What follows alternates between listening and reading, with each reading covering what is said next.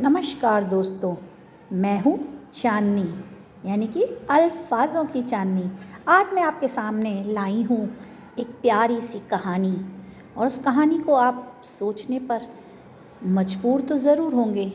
तो चलिए सुनाती हूँ आपको एक बहुत ही दिल को छूने वाली कहानी। एक बार एक आदमी किसी गांव के पास से गुजर रहा था।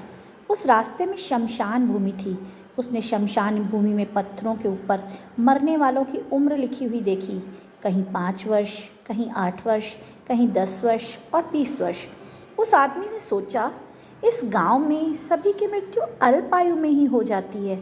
वह आदमी गांव में गया तो गांव वालों ने उस आदमी की बहुत सेवा सत्कार की, बहुत इज्जत की।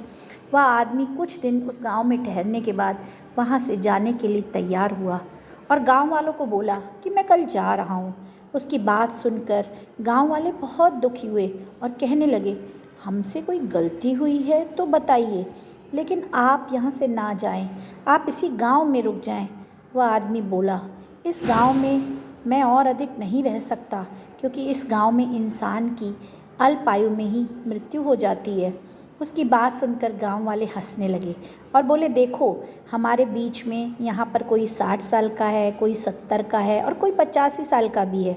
तो उस आदमी ने पूछा कि शमशान भूमि के पत्थरों पर लिखी मृतक की आयु का फिर क्या कारण है। गांव वाले कहने लगे, हमारे गांव में रिवाज है कि आदमी सारा दिन काम काज करके फिर भगवान का भजन कीर्तन, जीवों की सेवा करे।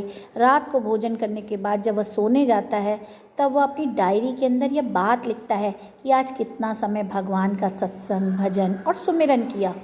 जब उस आदमी की मौत होती है तब उसकी लिखी हुई डायरी लेकर उसके किए हुए भजन सिमरन के समय को जोड़कर हम उसे महीने और साल बनाकर उसे पत्थरों पर लिख देते हैं, क्योंकि इंसान की असली आयु तो वही है जो उसने भगवान के भजन सुमिरन में बिताई है।